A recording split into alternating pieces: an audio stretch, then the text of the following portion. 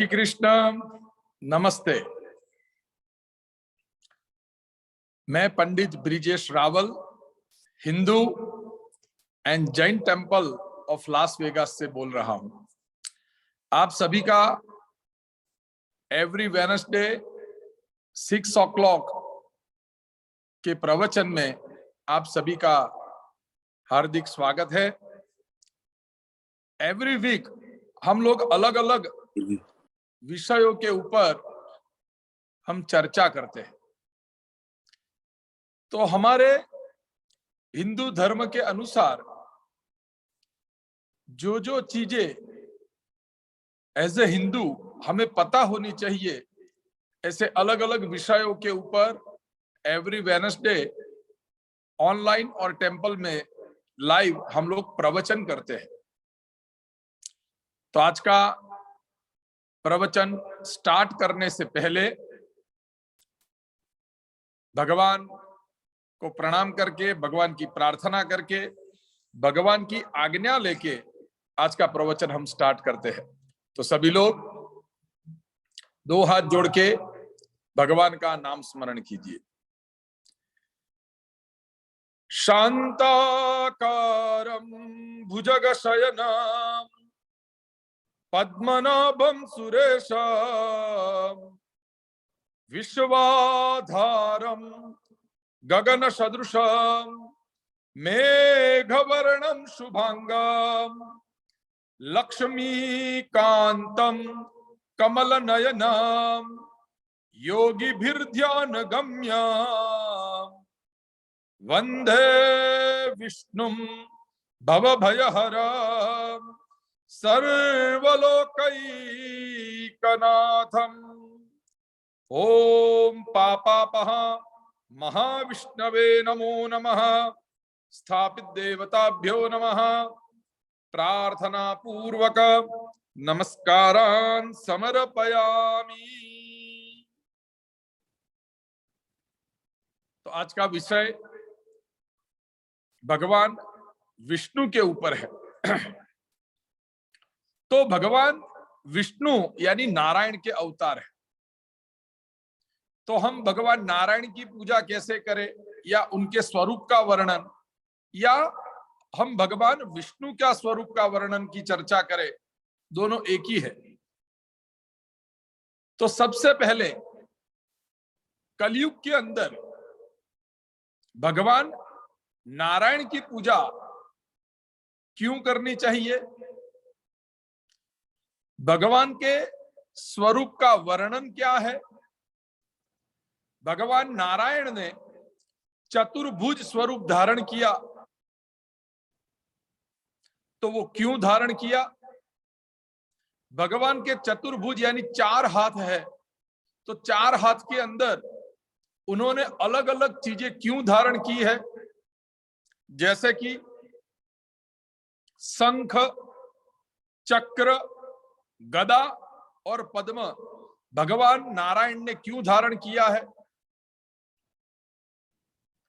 भगवान नारायण की पूजा करते हैं तो वैष्णव संप्रदाय के अंदर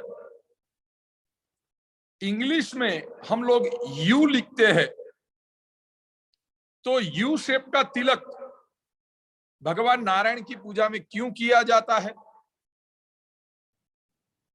और नित्य जो वैष्णव संप्रदाय के लोग हैं वो भगवान नारायण यानी विष्णु की पूजा नित्य कैसे करें, कौन सी चीजों का महत्व है, उस विषय के ऊपर आज हम लोग चर्चा करेंगे। तो आज भगवान नारायण के चतुर्भुज स्वरूप का आज आपको मैं वर्णन करता हूं। भगवान नारायण की पूजा क्यों की जाती है और कैसे की जाती है अपने अपने घरों में, आज उस विषय के ऊपर हम प्रवचन करेंगे। तो भगवान नारायण की जो पूजा है, चाहे भगवान नारायण की पूजा आप विष्णु स्वरूप में करो, शालिग्राम के स्वरूप में करो, मूर्ति स्वरूप में करो, सत्यनारायण के स्वरूप में करो, अन्य कई सारे प्रकार है भगवान नारायण की पूजा के। तो सबसे पहले भगवान ने चतुर्भुज स्वरूप धारण किया, उस विषय के ऊपर हम चर्चा करें उससे पहले एक श्लोक जो सर्वसामान्य है, सामान्यतः सभी हिंदुओं को यह श्लोक आता है मगर उसका मीनिंग नहीं पता होता। सत्यनारायण की कथा हो या अन्य कोई भी नारायण के विषय के ऊपर हम जब पूजा करते हैं तो एक श्लोक पंडित जी लोग खास करके बोलते हैं। वो कौन सा श्लोक?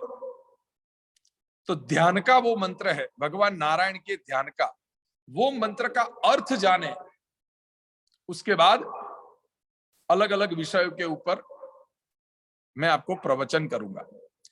तो वो श्लोक है भगवान नारायण का, ध्यान का मंत्र है।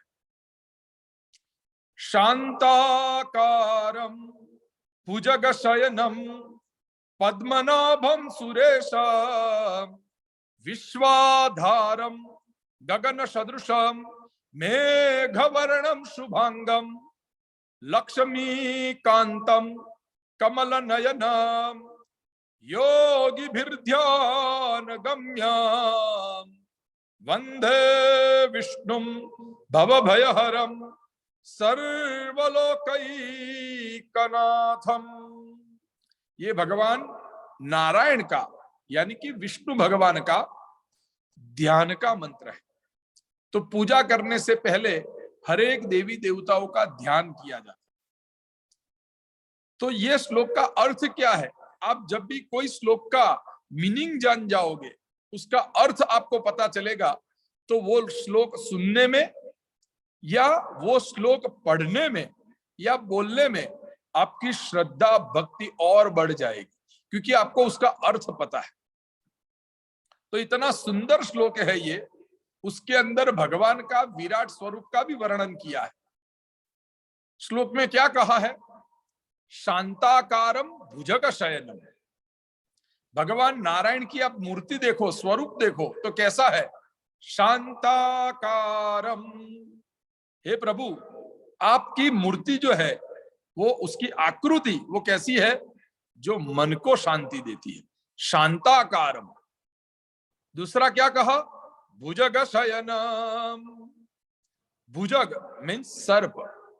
भगवान शेष नाग के ऊपर विराजमान है। भुजग शयनम, सो रहे हैं भगवान। उनका स्वरूप शांताकार है, शांति देने वाला। और भुजग शयनम, भगवान नाग के ऊपर सो रहे हैं। शांताकारम भुजग शयनम पद्मनाभम सुरेशम। भगवान के हाथों में पद्म है, पद्म यानी लोटस, कमल। शांताकारम भुजग शयनम पद्मनाभम सुरेशम विश्वाधारम।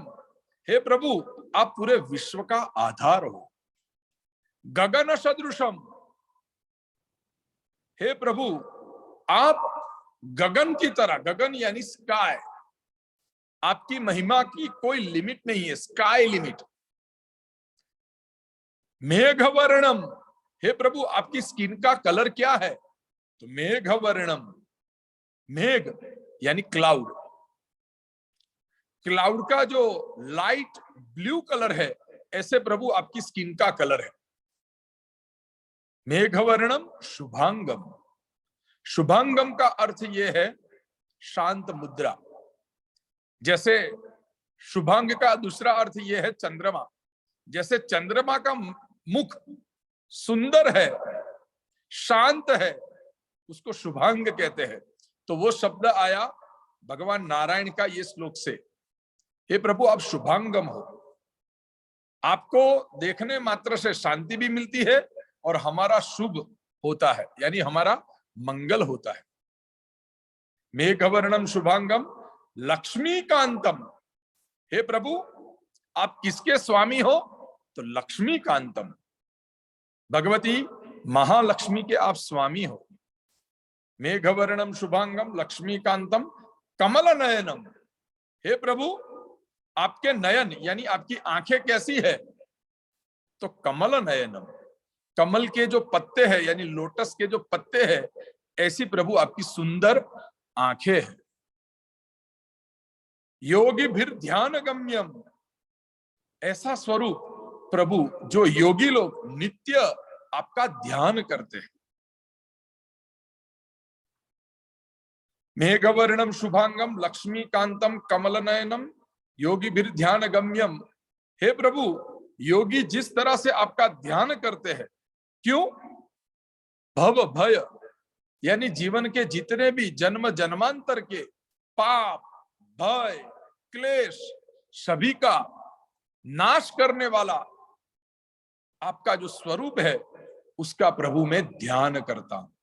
तो ये श्लोक का अर्थ है, शांताकारम भुजग शयनम पद्मनाभम सुरेशम विश्वाधारम गगन सदृशम मेघवर्णम शुभांगम लक्ष्मीकांतम कमल नयनम योगी भीर ध्यान गम्यम वंदे विष्णुम भव भयहरम सर्वलोकैकनाथम। ये पूरे विश्व का प्रभु कल्याण हो, उस भाव से मैं आपको वंदन करता हूं। मेरे जन्म जन्मांतर के भय और पाप, उसको प्रभु आप दूर करो। एक भगवान नारायण का नाम है श्री हरि। उसका अर्थ क्या हुआ? श्री हरि का अर्थ यह है संस्कृत में हरति इति हरि, जो दूर करता है। किससे? हमारे जीवन में पापों को दूर करता है, उस परमात्मा का नाम है श्री हरि। तो ऐसे भगवान नारायण का मैं ध्यान करता। अब बात आई भगवान के चतुर्भुज स्वरूप की। तो जब भी भगवान भक्त के ऊपर प्रसन्न होते हैं, तो भगवान चतुर्भुज स्वरूप धारण करके उस भक्त को दर्शन देते हैं। ज्यादातर आपके घरों में भी जो भगवान नारायण की मूर्तियां होगी, उनके भी 4 हाथ होंगे। तो भगवान के 4 हाथ का अर्थ क्या है? तो वो है चतुर्पुरुषार्थ। भगवान ने 4 हाथ इसलिए धारण किए हैं कि हमें चतुर्विध पुरुषार्थ वो प्राप्त कराते हैं। तो वो चतुर्विध पुरुषार्थ क्या है?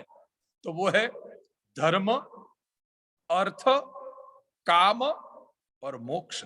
इसलिए भगवान नारायण के 4 हाथ होते हैं। एक हाथ है वो है धर्म कार्य का, हमें उपदेश देते हैं। दूसरा हाथ है वो अर्थ यानी जीवन जीने के लिए हमें अर्थोपार्जन मीन्स अर्निंग कैसे करना, घर संसार को चलाने के लिए कैसे चीज, कौन से धर्म के मार्ग से कैसे लक्ष्मी कमाना, वो हमें दूसरे हाथ से भगवान उपदेश देते हैं। तीसरा है हमारा वंश आगे बढ़े, हमारी संस्कृति आगे बढ़े, हमारा धर्म आगे बढ़े, इसलिए पुत्र परिवार का हमें सुख प्राप्त हो, इसलिए भगवान का तीसरा हाथ है वो है काम। और चौथा हाथ है वो है मोक्ष। तो ये भगवान के 4 हाथ क्यों है? उसका उत्तर यही है, चतुर्विध पुरुषार्थ सिद्धि अर्थम। हमारे जीवन के जो 4 पुरुषार्थ है वो सिद्ध हो, इसलिए भगवान ने चतुर्भुज यानी 4 हाथ का स्वरूप धारण किया हुआ है। 4 प्रहर, 4 पुरुषार्थ और 3 काल और अंत में रात्रि। तो हमारे पूरे दिन की व्यवस्था भी ये भगवान के 4 हाथ से हमें ज्ञान प्राप्त होता है। कैसे? तो प्रातः काल यानी मॉर्निंग का जो समय है उसको कहा गया है धर्म काल। सुबह इसीलिए हम लोग उठ के स्नान करके संध्या वंदन पूजा पाठ जप इत्यादि मॉर्निंग टाइम में करते हैं, क्योंकि प्रातः काल जो है वो है धर्म का। मध्याह्न काल जो है यानी आफ्टरनून, वो है अर्थ का, मीन्स अर्थोपार्जन। घर संसार चलाने के लिए हमें मेहनत से और धर्म को ध्यान में रखते हुए लक्ष्मी कमाना। तो मध्याह्न काल का समय है वो है अर्थ। सायंकाल व्यतीत हो जाए उसके बाद आता है काम, यानी रात्रि का समय वो है काम क्रीड़ा का, जिससे संतान उत्पत्ति, वंश आगे बढ़े और संस्कृति आगे बढ़े। इसीलिए सायंकाल के बाकी का समय उसको कहा है काम।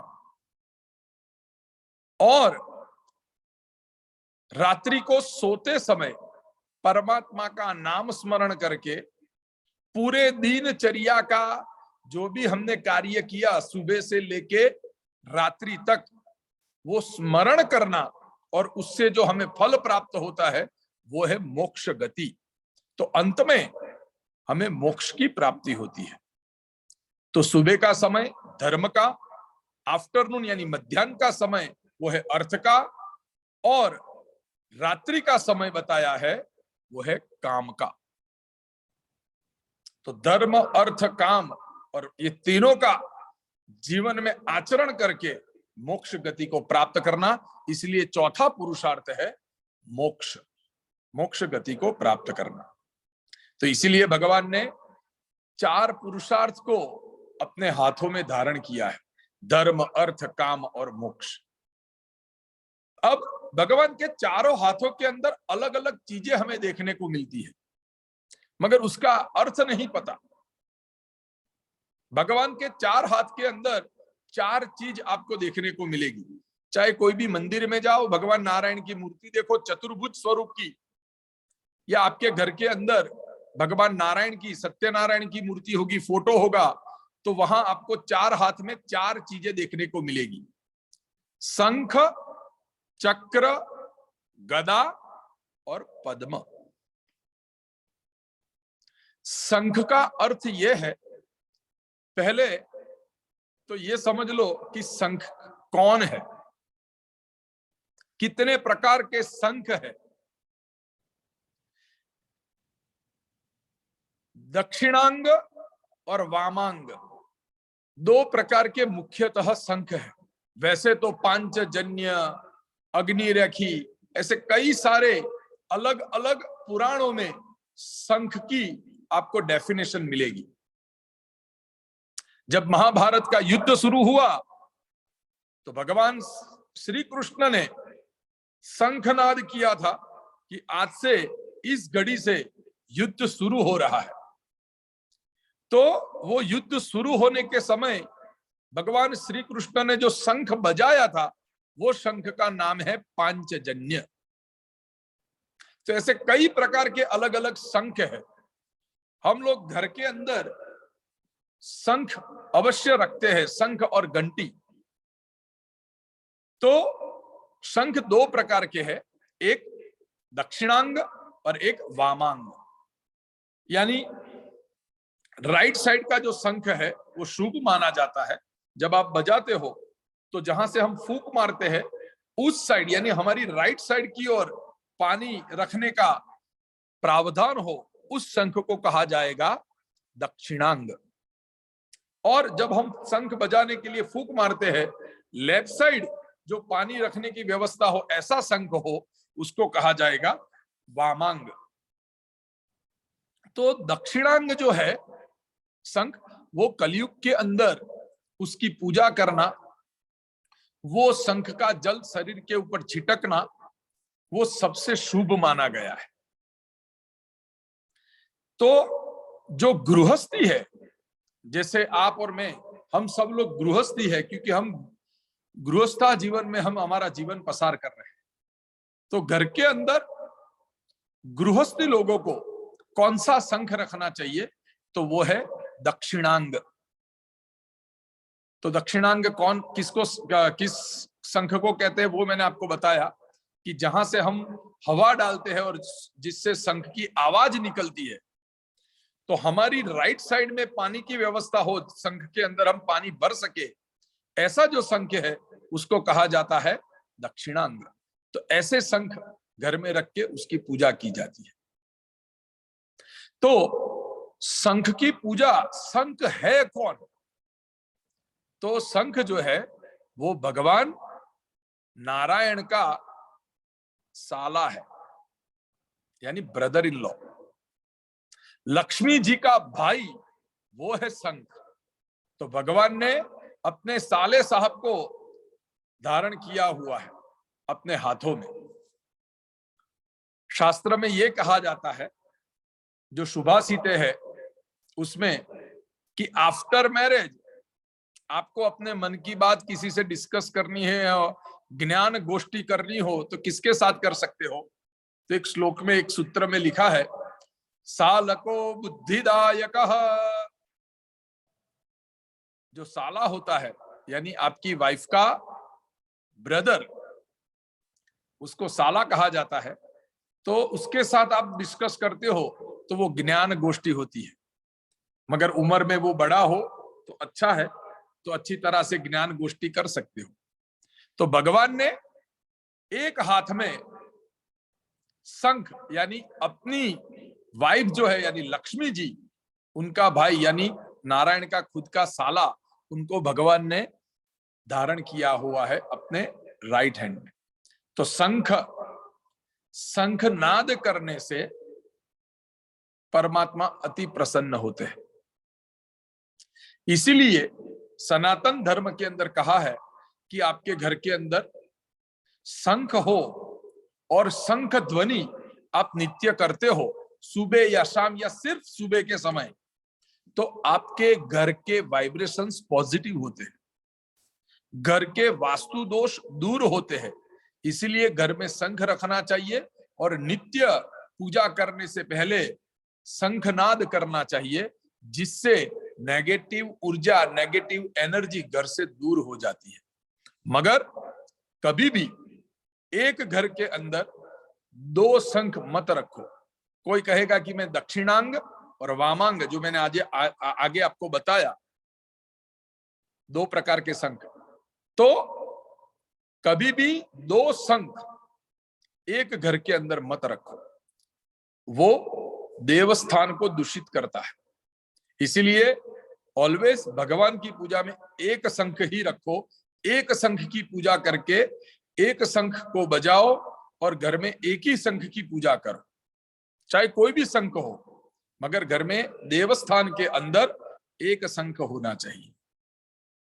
अब शंख जो है उसकी पूजा कैसे की जाए? तो भगवान नारायण की राइट साइड यानी हमारी लेफ्ट साइड, भगवान नारायण की जो मूर्ति आप घर में रखते हो, तो भगवान की राइट साइड आप शंख को रखो।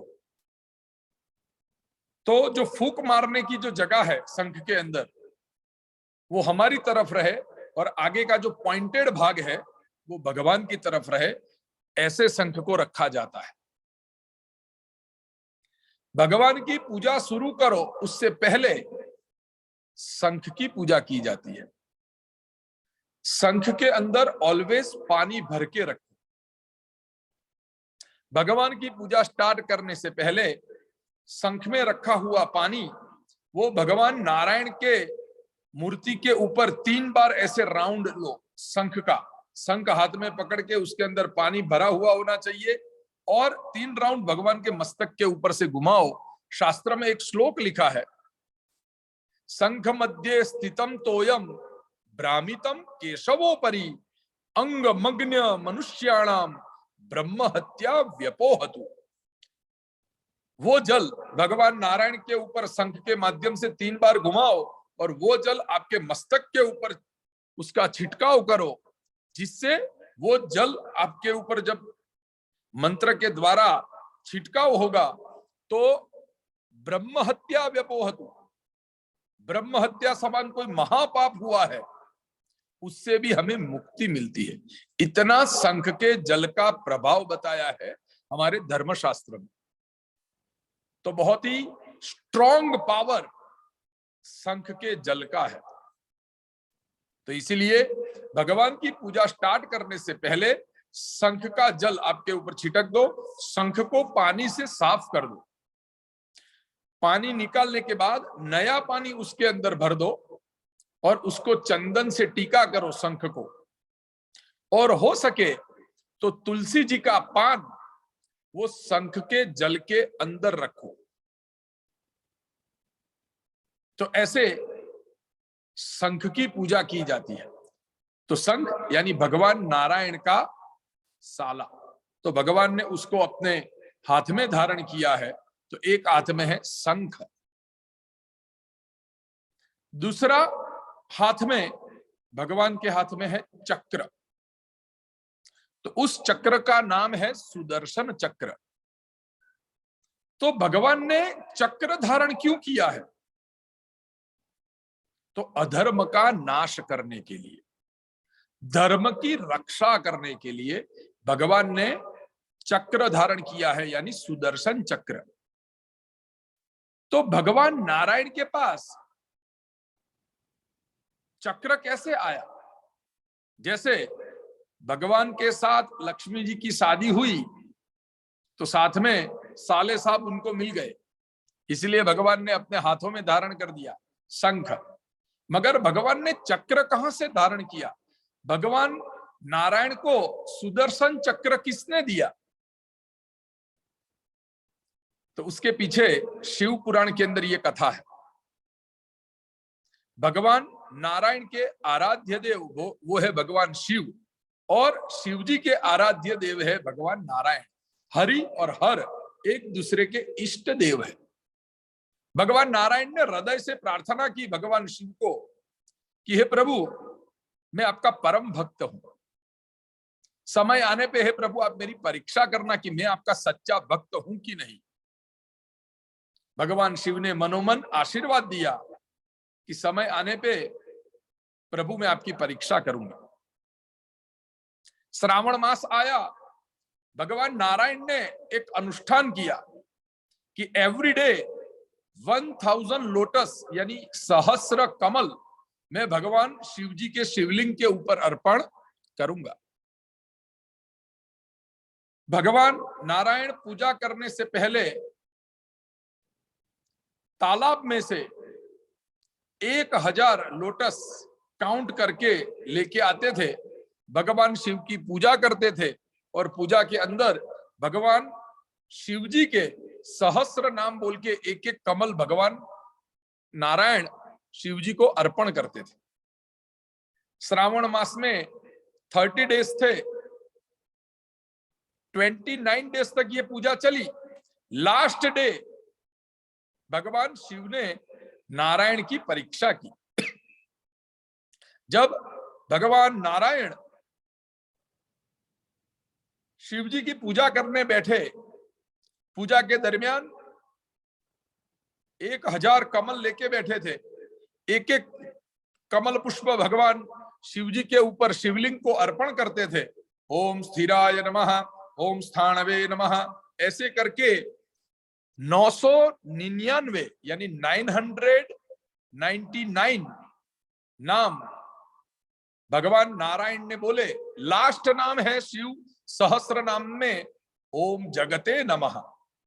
जैसे ही भगवान का 1000 नेम में से लास्ट नेम जो बोलने लगे ओम जगते नमः, तब भगवान शिव ने ऐसी माया रची कि उनकी प्लेट में जो 1000 कमल थे उसमें से एक कमल भगवान ने अदृश्य कर दिया।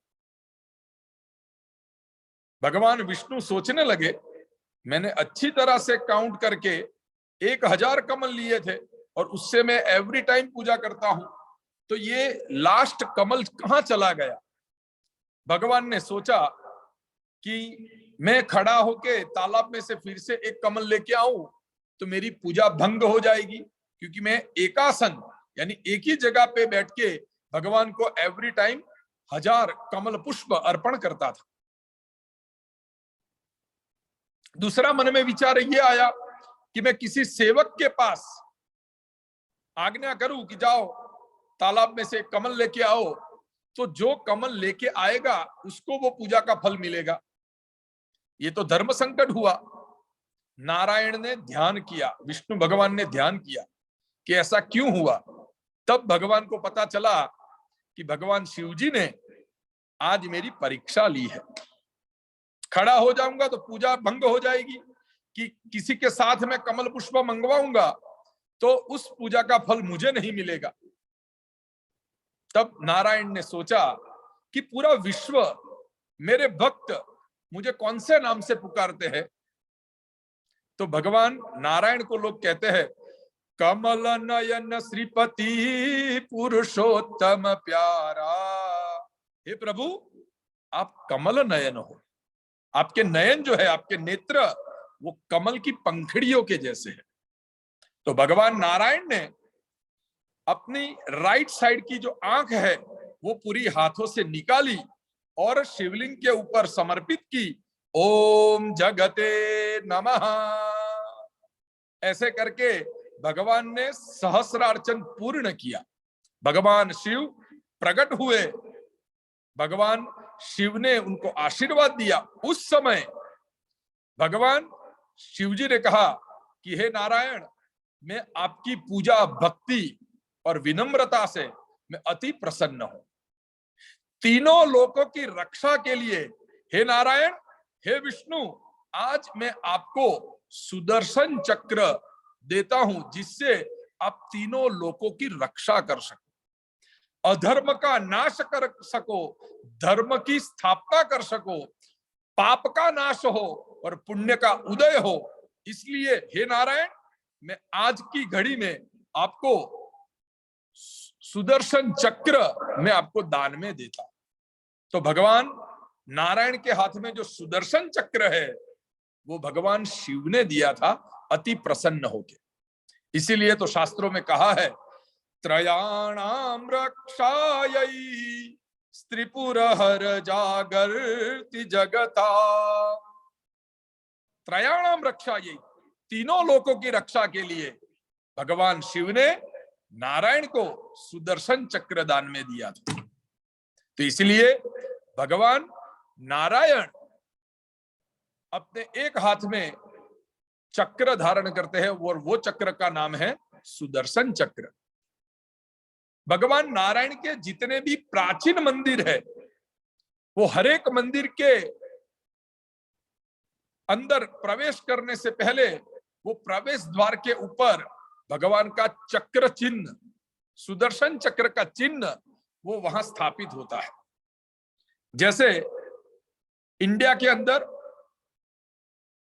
गुजरात और राजस्थान के बीच नाथद्वारा करके एक प्रदेश है, यानी राजस्थान के अंदर वो आता है नाथद्वारा। वहां भगवान श्रीनाथ जी का यानी नारायण का ही एक स्वरूप है, उनका बड़ा मंदिर है।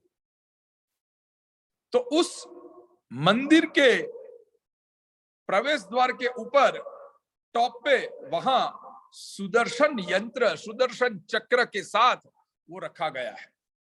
उसका दर्शन मात्र से जीव मात्र का कल्याण होता है, परिवार की रक्षा होती है सुदर्शन के दर्शन मात्र से। तो वो भगवान नारायण का ही एक स्वरूप माना गया है, इसलिए भगवान ने चक्र के रूप में उसको अपने हाथ में धारण किया है। तो भगवान के दूसरे हाथ में चक्र है, भगवान के एक हाथ में है गदा। यदा यदा हि धर्मस्य ग्लानिर्भवति भारत अभ्युत्थानम् धर्मस्य तदात्मानं सृजाम्यहम् परित्राणाय साधूनां विनाशाय च दुष्कृतां धर्म संस्थापनार्थाय संभवामि युगे युगे। युग युगांतर भक्त की रक्षा करने के लिए, भक्त की परेशानियों को दूर करने के लिए भगवान ने एक हाथ में गदा धारण की। हमारे शरीर के अंदर के जो पाप, हमारे जीवन के अंदर के जो पाप, वो सारे दूर करने के लिए भगवान ने हाथ में गदा धारण की है। आज की भाषा में कहे तो नेगेटिव एनर्जी को दूर करने के लिए भगवान नारायण ने अपने तीसरे हाथ में गदा धारण की हुई है। भूत प्रेत पिशाच शाकिनी डाकिनी वीर वैताल इत्यादि जो मन को विचलित करने वाली जो प्रकृतियां है उसको दूर करने के लिए भगवान ने अपने हाथों में गदा धारण की है। गदा के प्रहार से हमारे जीवन के जो भी अशुभ अमंगल चीजें हैं वो भगवान दूर करते हैं। इसलिए भक्त की रक्षा हो, इसलिए भगवान ने अपने एक हाथ में गदा धारण की हुई है। भगवान के चौथे हाथ में पद्म, पद्म को संस्कृत में कहा जाता है कमल, दूसरा एक नाम है पद्म, इंग्लिश में कहे तो लोटस पुष्प, लोटस फ्लावर। वो लक्ष्मी का प्रतीक है। भगवान कहते हैं जो मेरे चरण की सेवा करेगा उसके घर में सदैव लक्ष्मी जी का वास रहेगा। तो पहला रीजन ये है कि भगवान की सेवा, भगवान की भक्ति, भगवान की पूजा करने मात्र से लक्ष्मी रूपी कमल हमारे जीवन में स्थापित हो, इसलिए भगवान ने एक हाथ में पद्म धारण किया है। पद्म यानी कमल, वो लक्ष्मी जी का स्वरूप है। भगवान अपने साथ पद्म रखते हैं, यानी भगवान हर एक पुण्य कर्म, धर्म कार्य कोई भी करे तो उसमें पद्म वो लक्ष्मी जी का स्वरूप है। तो स्वयं भगवान अपनी पत्नी यानी लक्ष्मी जी को साथ में रख के सभी कार्य करते हैं। तो इसीलिए मनुष्य को भी कोई भी धर्म कार्य करना हो तो after marriage always husband wife साथ में बैठ के ही पूजा करते हैं।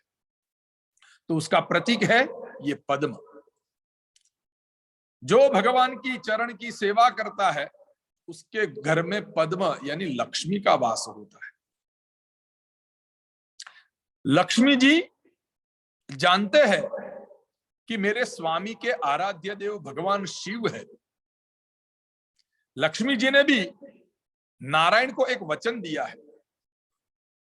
कि जो भी भक्त आपका भक्त हो या भगवान शिव का भक्त हो उसके घर में मैं सदैव वास करूंगी।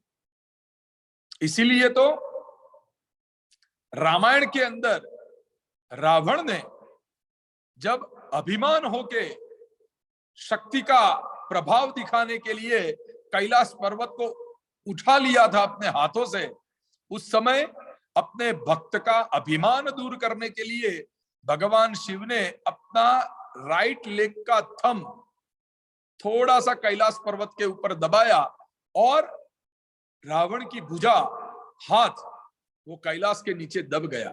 तब रावण ने शिव तांडव स्तोत्र के द्वारा भगवान शिव की स्तुति की थी।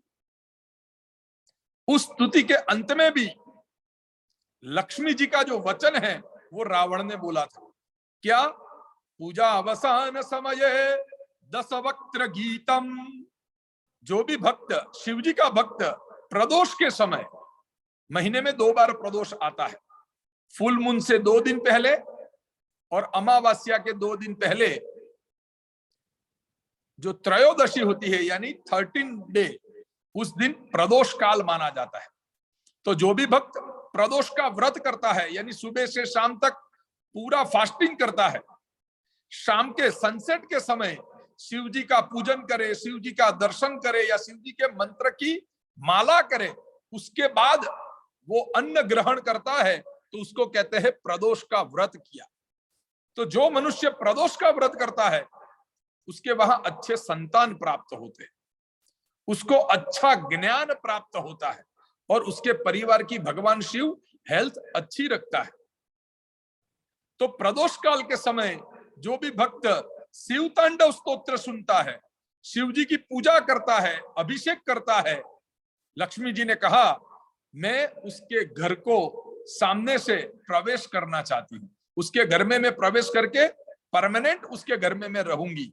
इसीलिए शिव जी और नारायण की पूजा में ये फल है कि लक्ष्मी अपने आप हमारे घर में वास करती है।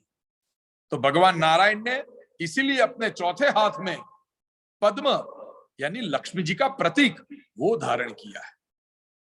तो भगवान के 4 हाथ, धर्म अर्थ काम मोक्ष, और भगवान के हाथों में 4 अलग अलग प्रकार के सिंबल, उसके पीछे का अर्थ क्या है वो आज मैंने आप लोगों को बताया।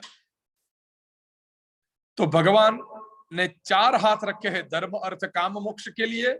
चारों हाथों में अलग अलग चीजें धारण की है, शंख, चक्र, गदा और पद्म। तो उसके विषय में हमने चर्चा की। अब बात करते हैं वैष्णव संप्रदाय, यानी जब भी नारायण की पूजा करें तो जो हम तिलक करते हैं, तो हमने देखा है कि जो भी नारायण के भक्त है उनके मस्तक के ऊपर इंग्लिश में यू शेप जो होता है, यू लिखते हैं, अम्ब्रेला का यू, वो आकृति का तिलक होता है। वो क्यों? तो उसका प्रमाण विष्णु पुराण के अंदर मिलता है। जो हमारे 18 पुराण है उसके अंदर, विष्णु पुराण के अंदर ये प्रमाणित हुआ है कि भगवान नारायण की पूजा में भक्त लोग इंग्लिश में यू करके शेप का तिलक क्यों धारण करते हैं? तो यू शेप जो है वो भगवान नारायण के चरणारविंद है। तो जो भी वैष्णव संप्रदाय के लोग हैं, जो परम वैष्णव है, जो भगवान विष्णु के फॉलोवर्स है, वो भगवान नारायण की पूजा, विष्णु भगवान की पूजा करने से पहले भगवान का चरणारविंद, उसका प्रतीक है यू शेप का तिलक, इसलिए वो अपने मस्तक के ऊपर धारण करते हैं। जहां पे भी जो भी संप्रदाय के अंदर नारायण शब्द आया, जैसे आप देख लो हरे कृष्णा, तो वो कृष्णा यानी भगवान नारायण का ही स्वरूप, तो वहां का तिलक देखो तो यू शेप का तिलक होगा। स्वामी नारायण संप्रदाय, तो वहां नारायण शब्द आया, वहां भी उनका तिलक देखो तो यू शेप का। वैष्णव संप्रदाय, उनका भी तिलक देखो तो यू शेप का। तो जो भी भगवान नारायण के अलग अलग संप्रदाय है, मगर उनका तिलक रहेगा यू शेप का, यानी वो भगवान का चरणारविंद है। भगवान की चरण की छाप अपने मस्तक के ऊपर रखते हैं और भगवान की पूजा करते हैं। तो इनडायरेक्टली उसका अर्थ विष्णु पुराण में बताया है कि भगवान के चरणारविंद मस्तक के ऊपर क्यों धारण करना। तो हमारा जो कपाल है वो है हमारी भाग्य की रेखा है। तो हे प्रभु, आपके चरणारविंद में धारण करता हूं, मेरे भाग्य को चेंज कर देना, मेरे भाग्य का उन्नति करना, मेरे भाग्य के द्वारा मेरे जीवन में मेरा विकास हो, मेरी प्रगति हो। उस भाव से भगवान नारायण की पूजा करने से पहले हम लोग वैष्णव संप्रदाय का तिलक यानी यू शेप का तिलक धारण करते हैं। हमारी भाग्य की रेखा में कहीं ना कहीं गत जन्म के कुछ ऐसे पाप हो, वो पापों में से मुक्ति, पापों का प्रायश्चित, उसीलिए भगवान का यू शेप का तिलक हम धारण करते हैं। तो यू शेप का जो तिलक है वो है भगवान नारायण के चरणारविंद। भगवान के चरण के अंदर भगवान का जो राइट लेग है उसके नीचे यानी चरण के नीचे वहां भी पद्म है। तो हे प्रभु, आपकी सेवा, भक्ति, पूजा से मेरे जीवन में शुभ लक्ष्मी, मेरे भाग्य के हिसाब से मुझे शुभ लक्ष्मी प्राप्त हो, जो मुझे मन का सुख दे, मेरे मन को विचलित न करे, ऐसी शुभ लक्ष्मी, मेहनत की लक्ष्मी मेरे घर में आए। इसलिए हे प्रभु, मैं आपके चरणारविंद को धारण करता हूं। तो भगवान के राइट लेग के नीचे भगवान ने पद्म को धारण किया है। जब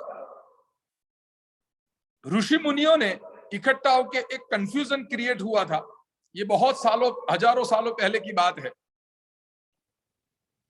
नैमिषारण्य करके एक प्रदेश है, सत्यनारायण की पूजा में भी वो प्रदेश का वर्णन आता है। एकदा नैमिषारण्य ऋषय सौनकादय, सौनकादि सभी ऋषि मुनियों का एक सम्मेलन हुआ। वहां प्रश्न ये उठा कि ब्रह्मा, विष्णु और महेश सनातन धर्म के 3 देव है, मगर कौन सा देव कौन से तत्व का है वो हमें नहीं पता। 3 प्रकार के तत्व है, सत्व, रज और तम। तो सभी ऋषि मुनियों ने यह प्रश्न उठाया कि सात्विक कौन है, राजसिक कौन है और तामसिक प्रकृति का देव कौन है। अब ये तो बहुत बड़ा प्रश्न है। ब्रह्मा जी, विष्णु भगवान या शिव जी कौन से तत्व के देव है, किसी को क्या पता। ब्रह्मा जी देवताओं की प्रश्नों का सॉल्यूशन करने के लिए पूरा जीवन प्रसार करते थे। विष्णु भगवान सृष्टि का संचालन करने में अपना जीवन प्रसार करते थे, और जब पाप बढ़ जाए तो भगवान शिव उसको नाश करने में अपना जीवन प्रसार करते थे। God, GOD, G for generate means Brahma. ये सृष्टि को जनरेट किया ब्रह्मा जी ने विष्णु भगवान की आज्ञा से। O फॉर ऑपरेट, ये सृष्टि को ऑपरेट कौन करता है, तो वो है भगवान नारायण। और जब ये पृथ्वी के ऊपर पाप बढ़ जाए तो रौद्र रूप धारण करके पृथ्वी का नाश कौन करेगा, तो वो है D फॉर डिस्ट्रॉयर, भगवान शिव महेश। तो GOD ब्रह्मा, विष्णु एंड महेश। तो ये सृष्टि का जब संचालन करना था तो भगवान नारायण ने किया। उत्पत्ति का कार्य ब्रह्मा जी ने संभाला और नाश करने का कार्य शिव जी ने संभाला। ऋषि मुनियों को प्रश्न हुआ कि सत्व, रज और तम कौन है, तो उन्होंने भृगु ऋषि को यह कार्य सौंपा, सभी ऋषियों ने, कि आप सबसे ज्ञानी हो, तपस्वी हो और विद्वान हो, आप तीनों देवताओं की परीक्षा करो और हमें बताओ कि राजसिक, तामसिक और सात्विक कौन सा देव है। भृगु ऋषि ब्रह्मलोक में गए। ब्रह्मा जी ने देखा कि भृगु ऋषि आए हैं। दूर से ब्रह्मा जी ने भृगु ऋषि को वंदन किया और इशारों में कहा कि आप इस आसन के ऊपर विराजमान हो, क्योंकि उस समय ब्रह्मलोक में नृत्य करने वाली अप्सरा वो नृत्य कर रही थी। इसलिए ब्रह्मा जी ने भृगु ऋषि को थोड़ा समय बिठाया। वहां से भृगु ऋषि तुरंत चले गए और उन्होंने सोच लिया कि ये ब्रह्मा जी जो है वो राजसिक प्रकृति के देव है। ब्रह्मा जी वहां भृगु ऋषि वहां से गए शिवलोक में। शिव जी तो कैलाश में समाधि अवस्था में बैठे थे। उनके सामने काफी समय तक भृगु ऋषि खड़े रहे, मगर शिव जी का तो ध्यान भंग नहीं हुआ। भृगु ऋषि ने उनको हिलाया और उनका ध्यान भंग कर दिया शिव जी का। शिव जी अति क्रोधित हो गए कि आपने मेरा ध्यान भंग किया। तीसरी आंख खोलने को लगे, तब उनसे क्षमा मांग के वहां से भृगु ऋषि निकल गए, वहां से शिवलोक में से बाहर आ गए। भृगु ऋषि ने सोचा शिव वो तामस प्रकृति की है, उनको तुरंत क्रोध आ जाता है, इसलिए वो तामस प्रकृति है। ब्रह्मा जी भोग विलास में, आनंद उत्सव में लगे रहे, इसलिए वो राजसिक प्रकृति के देवता है। अब बात रही भगवान नारायण की परीक्षा की। तो भगवान क्षीर समुद्र में शेषनाग के ऊपर विराजमान थे। शयन अवस्था में से हाथ में पद्म था, वो भगवान सूंघ रहे थे और आंखें बंद करके भगवान शिव जी का ध्यान कर रहे थे। लक्ष्मी जी उनके चरणारविंद की सेवा कर रही थी। भृगु ऋषि ने सोचा आज नारायण की मैं अलग तरीके से परीक्षा करूं। भृगु ऋषि इतने तपस्वी थे कि सभी देवी देवता उनको सम्मान देते थे। भृगु ऋषि ने जाके भगवान नारायण के वक्षस्थल के ऊपर अपने पैरों से प्रहार किया और भगवान समाधि अवस्था में से उठ गए। मगर नारायण को पता था कि ये मेरी परीक्षा करने के लिए भृगु ऋषि आए हैं। लक्ष्मी जी ने देखा कि मेरे पति को ये ऋषि ने लात मारी, आज से मैं कोई ब्राह्मण के घर में वास नहीं करूंगी। इसलिए कई सालों तक ऐसा समय, ऐसा एक काल पसार हुआ कि ब्राह्मण के पास ज्ञान होता है किंतु लक्ष्मी नहीं होती। उसका कारण लक्ष्मी जी ऋषि मुनियों से, ब्राह्मणों से थोड़ा रिसानापन हो गया था कि मैं, मेरे पति का जिसने अपमान किया उसके घर में मैं वास नहीं करूंगी। तो इसलिए नारायण को तो सब पता था, ये उनकी ही लीला थी। नारायण को जैसे ही भृगु ऋषि ने लात मारी, भगवान नारायण खड़े हुए, भृगु ऋषि को 2 हाथ जोड़ के वंदन किया और कहा, हे भृगु ऋषि,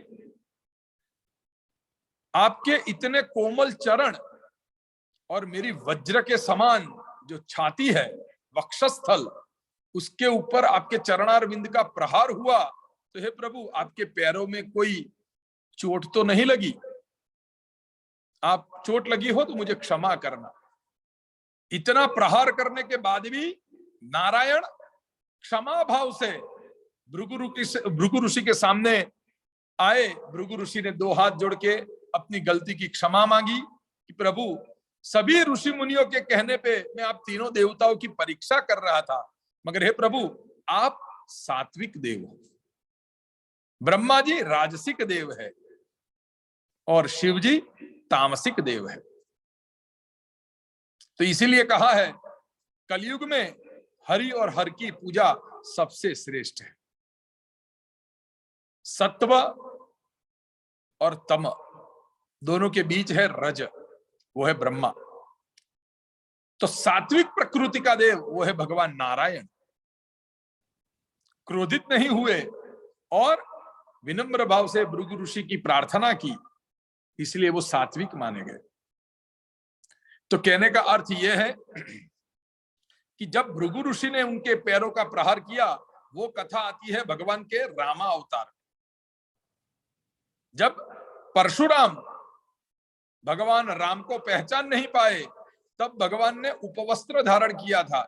भगवान रामचंद्र जी ने कहा, प्रभु आपके सामने तो मैं कुछ नहीं हूं, मैं आपका भक्त हूं, अपने भक्त को पहचानिए।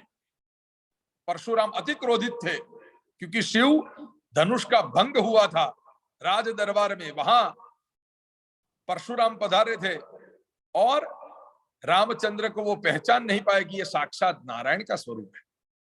तब भगवान ने उपवस्त्र को पवन देवता को आज्ञा की, तो भगवान के शरीर के ऊपर जो उपवस्त्र से वो थोड़ा सा हट गया और भगवान के वक्षस्थल के ऊपर भृगु ऋषि के पैरों के निशान जब देखे परशुराम जी ने, तब उनको यकीन हो गया कि ये साक्षात राम के अंदर भगवान नारायण का स्वरूप है, ये साक्षात नारायण है।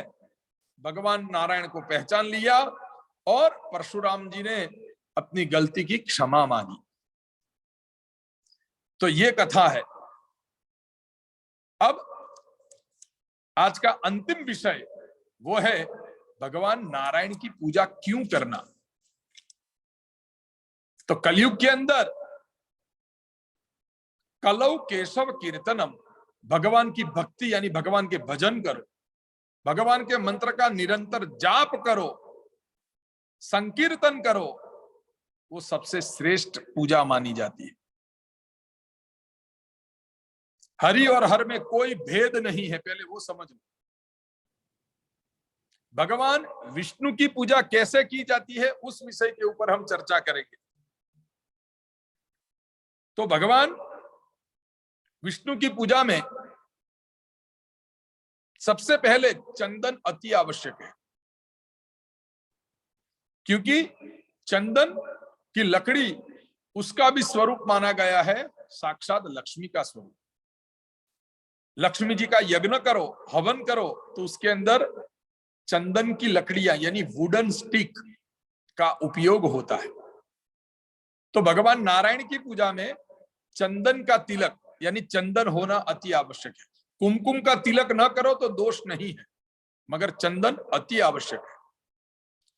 दूसरा, भगवान नारायण की पूजा में तुलसी की माला अवश्य धारण करनी, क्योंकि तुलसी वो भी साक्षात लक्ष्मी जी का स्वरूप है।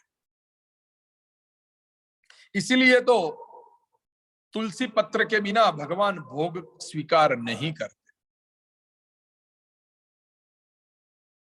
तुलसी पत्र जहां अवेलेबल ना हो, वहां कई सारे अलग अलग ऑप्शंस हमारे धर्मशास्त्र में बताए हैं कि प्रभु आज तुलसी पत्र नहीं है तो उसके ऑल्टरनेट में मैं गुलाब का यानी रोज का फ्लावर रखता हूं या जल छिटकता हूं तुलसी के मंत्र से, तो प्रभु तुलसी जी का स्मरण करके आप ये भोग का स्वीकार करो। तो भगवान की पूजा में तुलसी की माला धारण करनी चाहिए। नंबर 3, भगवान नारायण की पूजा में तुलसी पत्र अवश्य होना चाहिए। नहीं हो तो गुलाब की पंखड़ी या जल भगवान को समर्पित कर सकते हो। नंबर 3, भगवान को जो भी वस्त्र समर्पित करो तो पीत वर्णम शुभांगम। भगवान नारायण कौन सा पीतांबर धारण करते हैं? येलो कलर का। तो भगवान की पूजा में येलो कलर के वस्त्र भगवान को समर्पित करो। भगवान नारायण को पद्म यानी कमल का पुष्प प्रिय है, हो सके तो वो अर्पण करो, वो नहीं है तो येलो कलर के फ्लावर भगवान नारायण को समर्पित करो। भगवान की पूजा करने से पहले अपने मस्तक के ऊपर चंदन से यू शेप का तिलक धारण करो। भगवान नारायण की पूजा कैसे की जाती है वो मैं आज आपको संक्षिप्त में बताता हूं। हमारी नित्य पूजा का एक विषय मैंने लिया था, वही क्रम रहेगा, मगर विशेष क्या ऐड करना है उस विषय के ऊपर आज मैं आपको बताता हूं। तो भगवान नारायण की पूजा करने से पहले यू शेप का चंदन का तिलक धारण करो। यू शेप का चंदन का तिलक धारण करो। 3 बार भगवान नारायण का नाम लेके जल पियो। मंत्र आता है तो अच्छा है, ओम केशवाय नमः, ओम नारायणाय नमः, ओम माधवाय नमः। भगवान गोविंद का नाम स्मरण करके हाथ धो लो। आंखें बंद करके 2 हाथ जोड़ के 12 टाइम्स ओम नमो भगवते वासुदेवाय मंत्र का जाप करो, जिससे पूजा करने से पहले हमारा मन, हमारा चित्त शांत हो, मन में कोई नेगेटिव पॉजिटिव विचार ना आए, केवल भगवान का नाम स्मरण करो। इसलिए द्वादशाक्षर मंत्रम 12 वारम प्रजप्य, 12 कैरेक्टर्स का मंत्र 12 टाइम्स जाप करना है, ओम नमो भगवते वासुदेवाय। उसके बाद भगवान की प्रार्थना करो, संकल्प करो कि आज की पूजा में क्यों कर रहा हूं। संकल्प करने के बाद शंख और घंट की पूजा करो। आपकी लेफ्ट साइड शंख रखो यानी भगवान की राइट साइड, और आपकी राइट साइड यानी भगवान की लेफ्ट साइड घंटी रखो। घंटी जो है वो भगवान का वाहन है, गरुड़। शंख वो भगवान का साला है और भगवान का वाहन है गरुड़, इसीलिए घंटी की पूजा की जाती है। तो शंख और घंट की पूजा करके, ये नित्य पूजा में भी आप ले सकते हो, मगर न लो तो कोई दोष नहीं है, मगर खास करके विष्णु भगवान की पूजा करते हो या विष्णु भगवान के स्वरूप की पूजा करते हो तो उसमें शंख और घंट की पूजा अवश्य करो। वो पूजा अति शुभ मानी जाती है।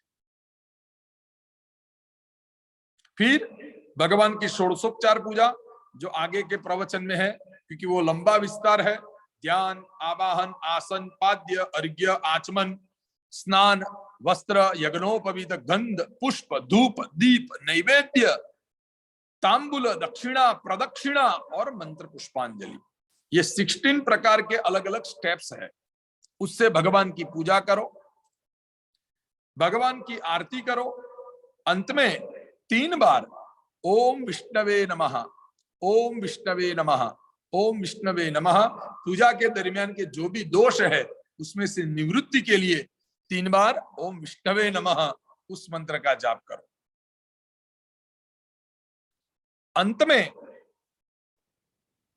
अंत में ओम इंद्राय नमः बोल के जमीन को टच करो, टीका करते हैं वहां हाथ स्पर्श करो। तो ये हुई संक्षिप्त में भगवान विष्णु भगवान की पूजा।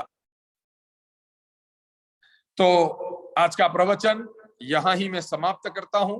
भगवान आपकी मनोकामना पूर्ण करे। जिसको भी प्रवचन के आधारित कोई अन्य विषय के ऊपर कुछ जानना है, प्रवचन सुनना है, तो प्लीज आप हमें बताइए। उस विषय के ऊपर हम लोग अवश्य चर्चा करेंगे। आप सब लोग दो हाथ जोड़िए।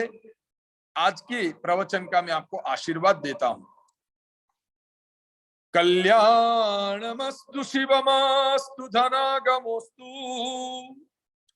दीर्घायुरस्तु शतजन्म विवृद्धिरस्तु शत्रुक्षयोस्तु तव कार्य सिद्धिरस्तु वंशे सदैव भवता हरिभक्तिरस्तु वंशे सदैव भवतां हरिभक्तिरस्तु वंशे सदैव भवतां हरिभक्तिरस्तु। भगवान की कृपा से आपके परिवार में हरिभक्त यानी भगवान विष्णु के फॉलोअर्स, भगवान की भक्ति करने वाले पैदा हो, और जो भी बच्चे हैं वो भगवान विष्णु की भक्ति करे। यही मेरे भगवान के चरणों में मेरी प्रार्थना और आप सबको आशीर्वाद। 3 बार मेरे साथ बोलिए, ओम विष्णवे नमः, ओम विष्णवे नमः, ओम विष्णवे नमः। सभी लोग जमीन को टच कीजिए। ओम इंद्राय नमः, नमः पार्वती पतये, हर हर महादेव हर। जय Shri Krishna. Next Wednesday 6 o'clock फिर से मुलाकात होगी। तब तक के लिए आप मुझे आज्ञा दीजिए। शुभम भवतु। जय श्री कृष्ण। Thank you.